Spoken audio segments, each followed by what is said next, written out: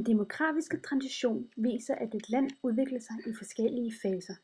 Den kan også vise og forudsige, hvor langt et land er i udvikling, om et land fx er meget industrialiseret, eller om størstedelen af befolkningen arbejder i landbruget. Den fortæller også noget om fødselsrate og dødsrate. Og ifølge Faurés udviklingstese kan man se, hvor langt et land er i udvikling.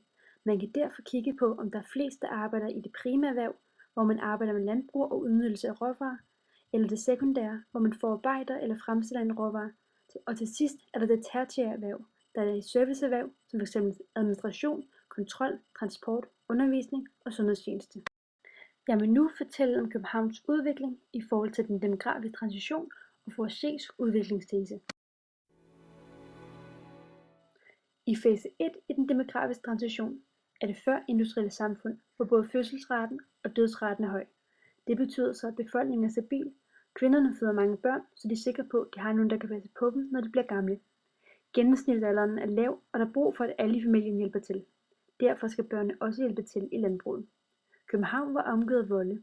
Det var for, at man ikke kunne handle med andre. Der er mange sygdomme og høj børnedødelighed, og derfor skulle der også fødes mange børn. Der var ikke så mange, der boede i byerne, fordi det var mest et landbrugssamfund. Man har ikke taget maskiner i brug, og derfor er det det primære erhverv, der vægter højst. Produktion i landbruget blev effektiviseret. Grundet udviklingen i landbruget gjorde det, at færre døde af fejlernæring. Man blev mere bevidst om hygiejne, og man mindskede derfor sygdomme. Så fødselsraten er konstant, mens dødsraten er faldende. Efterhånden som forskellen på dødsraten og fødselsraten stiger, så stiger folketallet markant. Det gjorde, at der ikke var nok arbejde på landet. Størstedelen af folkene levede på landet, men i takt med den begyndende industrialisering var der efterspørgsel på arbejdskraft, og derfor var der nogen, der flyttede ind til byen. Der blev bygget jernbaner, som skulle hjælpe til at transportere madvarer. Der var ikke noget tilskud fra staten, når man blev gammel, og man var derfor afhængig af sine børn, så man ikke endte på fattiggården. Det primære erhverv er stadig det mest udbredte, men der er nogle få, der begynder at arbejde i det sekundære erhverv.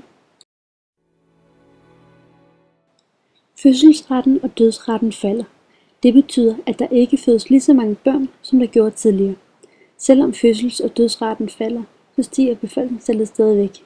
I Danmark blev der i slutningen af 1890'erne indført en lovgivning, der sikrede ældre en indtægt efter arbejdslivet.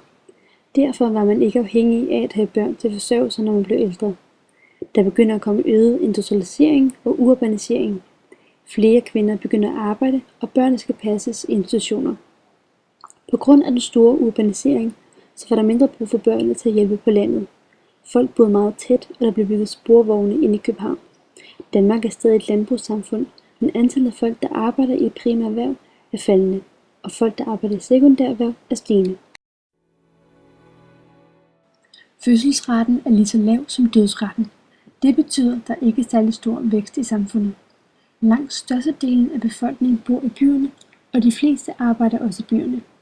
På grund af de offentlige velfærdsydelser og pension er man som gammel sikret en god alderdom.